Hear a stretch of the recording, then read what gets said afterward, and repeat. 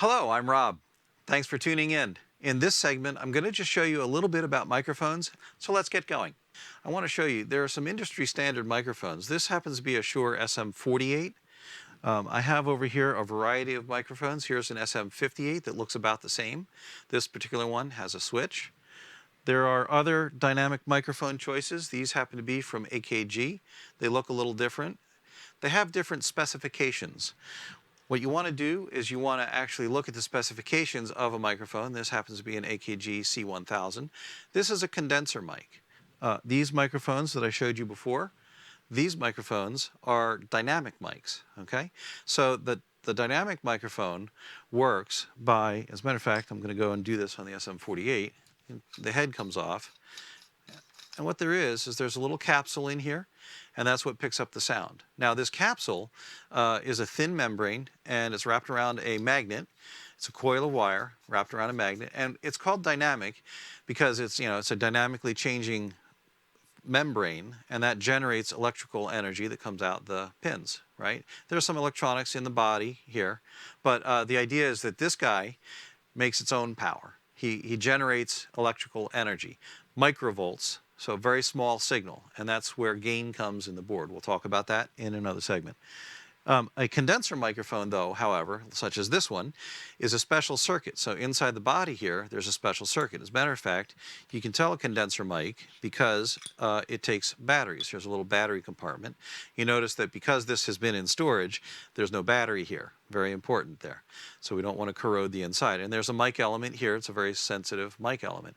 This particular mic is an okay mic. It's a great mic. I've used it for piano. I've used it for other things. It's not really meant to be a vocal mic, although it maybe could be. We'll take a listen to it. All right.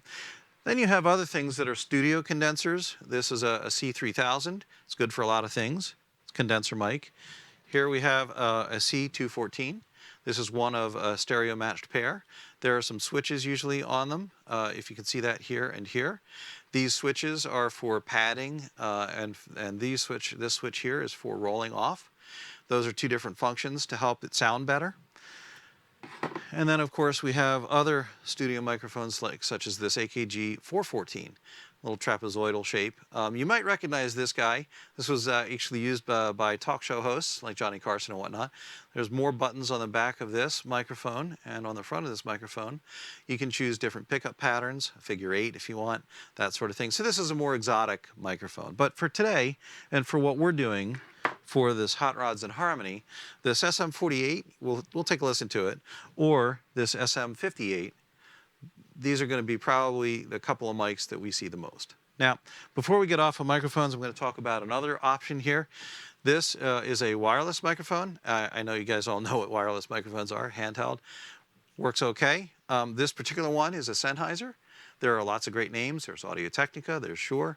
There are low-cost models, and then there are high-cost models, right? Each of these microphones has a different price point. I'm not going to talk about pricing. Some are more expensive, some are less expensive. You have to trust your ears, and you have to consider what we're using it for. Okay, anyway, that's a start to talk about microphones. There's condenser.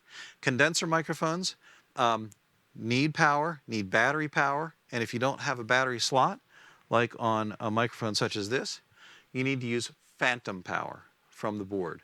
So phantom power is 48 volts.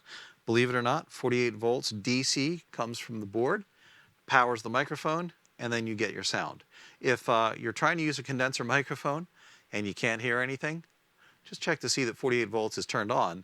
And also make sure the cable you're using is a good cable. It might be a bad cable, try a different cable. But make sure that your 48 volts is actually working as well.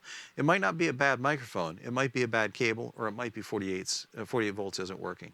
So thanks for tuning in. That's just a little bit about the different kinds of microphones that we can use. Don't forget to subscribe and click the bell so you get notified when there's new content.